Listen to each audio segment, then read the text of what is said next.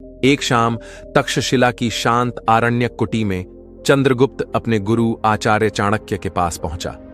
आकाश में डूबता सूरज और हवा में घुलती ठंडी खुशबू वातावरण को और भी गहरा बना रही थी। चंद्रगुप्त बोला, गुरुदेव, मैंने कई लोगों को देखा है जो मेहनत भी करते हैं, पढ़ाई भी करते हैं, पर जीवन में कभी सफल नहीं हो पाते। आखिर उनकी असफलता का कारण क्या है?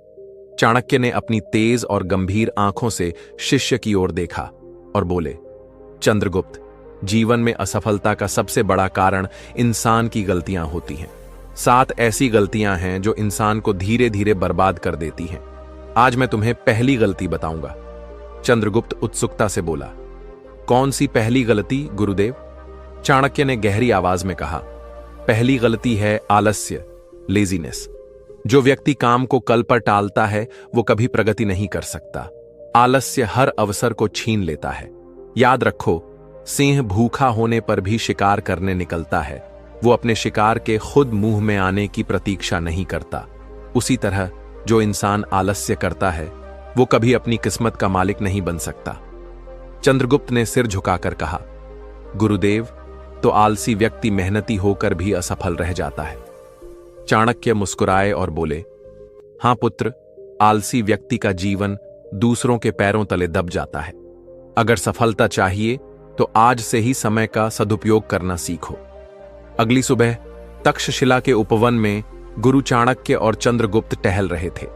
चंद्रगुप्त ने धीरे से पूछा, गुरुदेव, आपने कल कहा था कि 7 गलतियां इंसान को बर्बाद करती हैं। पहली गलती आलस्य है।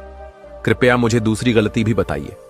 चाणक्य ठहर गए, जमीन पर गिरी एक सूखी पत्ती उठाई और बोले, चंद्रगुप्त, दूसरी गलती है गलत संगति। इंसान चाहे कितना ही बुद्धिमान क्यों न हो, अगर उसकी संगत गलत है तो उसका पतन निश्चित है। उन्होंने उदाहरण देते हुए कहा, देखो पुत्र, यह सूखी पत्ती अपने आप पेड़ से नहीं गिरी। पहले इस पर कीड़ा लगा, फिर धीरे धीरे यह कमजोर हुई और अंत में गिर पड़ी। ठीक वैसे ही जब इंसान बुरे लोगों की संगति करता है तो उसका चरित्र धीरे धीरे खोखला हो जाता है और अंत में उसका पतन हो जाता है। चंद्रगुप्त ने गंभीर स्वर में कहा, तो क्या मनुष्य की सफलता उसके मित्रों और संगति पर निर्भर करती है गुरुदेव? चाणक्य ने सिर हिलाकर उत्तर दिया, बिल्कुल पुत्र। अगर संगति सत्पुरुषों की होगी तो तुम ऊंचाई तक पहुंचोगे, लेकिन अगर संगति आलसी, शराबी, स्वार्थी और नकारात्मक लोगों की होगी तो चाहे जितनी मेहनत कर लो तुम डूब जाओगे। याद रखो, दूध में थोड़ी सी गंदगी भी मिल जाए तो पूरा दूध खराब हो जाता है। चंद्रगुप्त ने गहरी सांस लेते हुए कहा, गुरुदेव, आज से मैं अपनी संगति पर विशेष ध्यान दूंगा। चाणक्य संतुष्ट होकर बोले, यही बुद्धिमानी है। संगति इंसान का भविष्य तय करती है। एक दिन दोपहर के समय चंद्रगुप्त आचार्य चाणक्य के साथ आश्रम के तालाब के किनारे बैठा था। चंद्रगुप्त ने कहा, गुरुदेव, आपने आलस्य और गलत संगति की गलती बताई। कृपया मुझे तीसरी गलती भी बताइए। चाणक्य ने तालाब की ओर इशारा करते हुए कहा, पुत्र, देखो यह साफ जल, इसमें सूरज की किरणें सीधी पड़ रही हैं और सब कुछ साफ दिख रहा है। लेकिन अगर कोई इसमें मिट्टी डाल दे तो पूरा जल गंदला हो जाएगा। ठीक वैसे ही इंसान की जिंदगी भी गंदली हो जाती है जब वह क्रोध पर काबू नहीं रखता। यही है तीसरी गलती। उन्होंने आगे कहा, क्रोध ऐसा अग्नि है जो पहले अपने ही घर को जलाती है। क्रोध में इंसान गलत निर्णय लेता है, अपने प्रियजनों को भी दुख देता है और कई बार सफलता के द्वार उसके हाथों से छिन जाते हैं। याद रखो, जिसने अपने क्रोध को जीत लिया उसने आधी दुनिया जीत ली। चंद्रगुप्त ने सिर झुकाकर कहा, गुरुदेव, लेकिन कभी कभी अपमान या अन्याय देखकर क्रोध आ ही जाता है, तब क्या करें? चाणक्य मुस्कुराए और बोले, पुत्र, क्रोध आना स्वाभाविक है, लेकिन उसे तुरंत व्यक्त करना मूर्खता है। सच्चा योद्धा वही है जो क्रोध को शक्ति में बदल दे और सही समय पर उसका प्रयोग करे। क्रोध को जीतना ही बुद्धिमानी है। चंद्रगुप्त ने दृढ़ स्वर में कहा, गुरुदेव, आज से मैं अपने क्रोध को नियंत्रित करने का प्रयास करूंगा। संध्या का समय था। आकाश में लालिमा छा रही थी। पंछी अपने घोंसलों की ओर लौट रहे थे। चंद्रगुप्त ने आदर से पूछा, गुरुदेव, आपने तीसरी गलती क्रोध बताई। कृपया अब मुझे चौथी गलती के बारे में भी समझाइए। आचार्य चाणक्य ने गंभीर स्वर में कहा, पुत्र, चौथी गलती है अति लोभ। उन्होंने मिट्टी का एक ढेला उठाकर कहा, देखो, यह साधारण मिट्टी है। अगर मैं इसे सोना समझकर पकड़कर बैठ जाऊं तो क्या यह सच में सोना बन जाएगी? चंद्रगुप्त बोला, नहीं गुरुदेव। चाणक्य बोले, बिल्कुल वैसे ही लोभ में अंधा व्यक्ति असत्य को सत्य समझ लेता है और अंत में अपने ही पतन का कारण बनता है। लोभी व्यक्ति के पास चाहे कितना भी धन हो, उसे कभी संतोष नहीं मिलता। लोभ इंसान को ईमानदारी से दूर ले जाता है और लोभ के कारण वह अपने रिश्ते, विश्वास और सम्मान सब खो देता है। थोड़ी देर रुककर चाणक्य ने कहा, याद रखो चंद्रगुप्त, धन की आवश्यकता जीवन के लिए है, लेकिन लोभ विनाश का कारण है। संतोष ही सबसे बड़ा धन है। चंद्रगुप्त ने गहरी सांस लेते हुए कहा, गुरुदेव, अब मैं समझ गया। अगर मैं संतोष करना सीख लूं तो कोई भी मुझे गरीब नहीं कह सकता। चाणक्य ने प्रसन्न होकर उसके कंधे पर हाथ रखते हुए कहा, पुत्र, यही बुद्धिमत्ता है। संतोष का पालन करने वाला कभी दुखी नहीं होता। रात का समय था। चांद की चांदनी आश्रम के आंगन में बिखरी हुई थी। चंद्रगुप्त आचार्य चाणक्य के साथ आसमान की ओर देखते हुए बैठा था। चंद्रगुप्त ने धीमे स्वर में कहा, गुरुदेव, आपने मुझे लोभ से दूर रहने का उपदेश दिया। कृपया अब मुझे पांचवी गलती भी बताइए। आचार्य चाणक्य ने गहरी आवाज में कहा, पुत्र, पांचवी गलती है अत्यधिक बोलना। उन्होंने समझाते हुए कहा, मनुष्य का वाणी उसके व्यक्तित्व का दर्पण होती है। जो व्यक्ति आवश्यकता से अधिक बोलता है वह अक्सर अपने ही शब्दों से जाल बुन लेता है। बहुत बोलने से रहस्य उजागर हो जाते हैं और लोग उसकी बातें गंभीरता से लेना बंद कर देते हैं। याद रखो, मौन कई बार सबसे बड़ी शक्ति होती है। जैसे मोती समुद्र की गहराई में छिपा होता है, वैसे ही समझदारी भी मौन में छिपी होती है।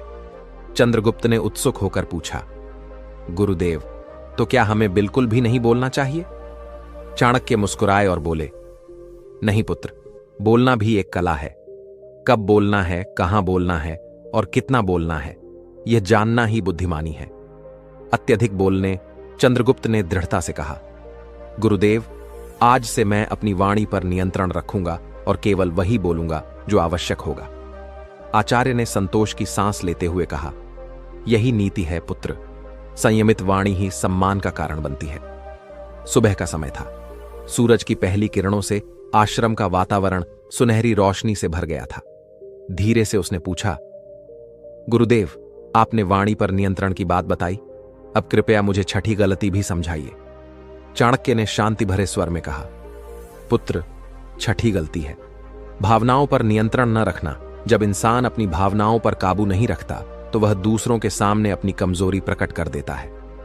अत्यधिक दुख, गुस्सा, डर या उत्साह, यह सब अगर खुले रूप में हर जगह व्यक्त कर दिए जाए तो लोग उसका फायदा उठा सकते हैं। जो व्यक्ति अपनी भावनाओं को नियंत्रित करता है वही सच्चा विजेता होता है।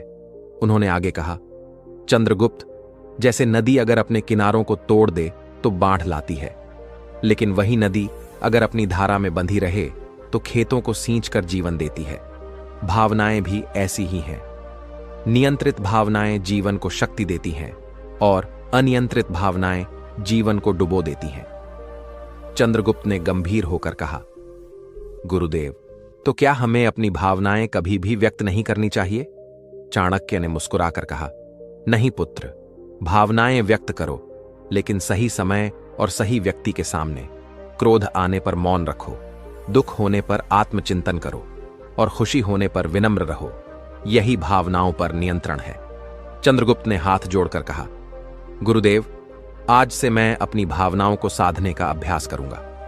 आचार्य ने उसे आशीर्वाद देते हुए कहा, याद रखो, जो स्वयं पर विजय पा लेता है उसे कोई भी परास्त नहीं कर सकता।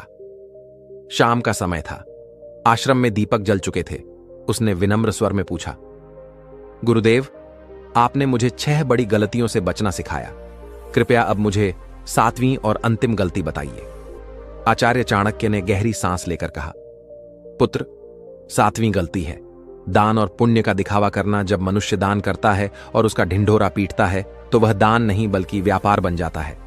दिखावे वाला दान पुण्य नहीं देता बल्कि अहंकार को बढ़ाता है।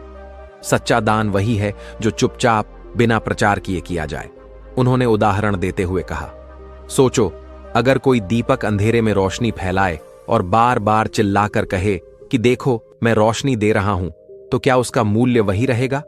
नहीं पुत्र, दीपक का मूल्य उसकी शांति और मौन में है। ठीक वैसे ही दान का मूल्य उसकी गोपनीयता में है।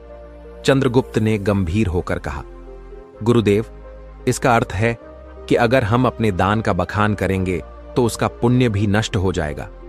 चाणक्य ने दृढ़ स्वर में कहा, बिल्कुल, दान का फल तभी मिलता है जब उसे निस्वार्थ भाव से किया जाए।